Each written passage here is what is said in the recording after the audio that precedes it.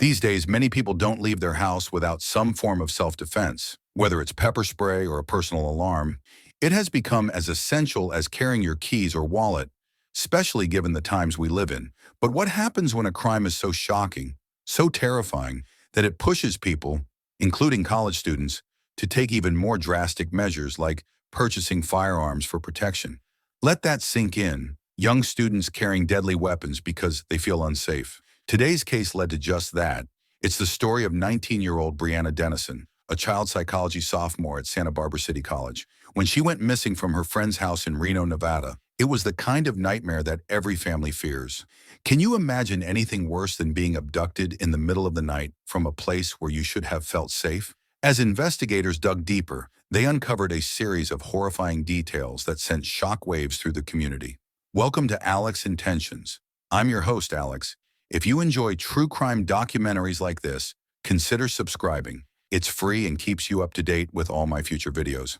Brianna Denison, lovingly known as Bree, was born on March 29, 1988, to parents Jeff and Bridget Denison. She had a younger brother, Brighton, and the family was small but extremely close-knit. Her father, Jeff, was a businessman, and for a while the family lived comfortably in Reno, Nevada. But their world was turned upside down in 1994 when Jeff, facing a federal embezzlement investigation, tragically took his own life. He was only 34 years old. Bree was just 6 when she lost her father. The loss was devastating, but the Denison family leaned on each other for support. Bridget, now a single mother, worked tirelessly to provide for her children, ensuring they never felt deprived. Despite her difficult past, Bree was an outgoing, bright young woman. She had a natural ability to connect with people, making her incredibly likable. After her father's passing, the family relocated to Bridget's hometown in Mendocino, California. Bree embraced the change and thrived in her new environment. She attended Reno High School, graduating in 2006, and later pursued child psychology at Santa Barbara City College. It was the perfect field for her. Anyone who knew Bree could see how much she loved working with children. Bree was also an avid traveler.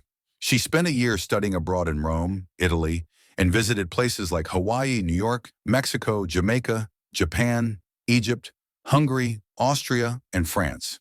She believed in making the most of life, capturing memories and enjoying every moment. Her relationship with her younger brother Brighton was especially heartwarming. She was the kind of sister who always had the best advice, someone he could always turn to. Bree had so much ahead of her, but in January 2008, while home in Reno for winter break, her promising life was cut tragically short. What happened?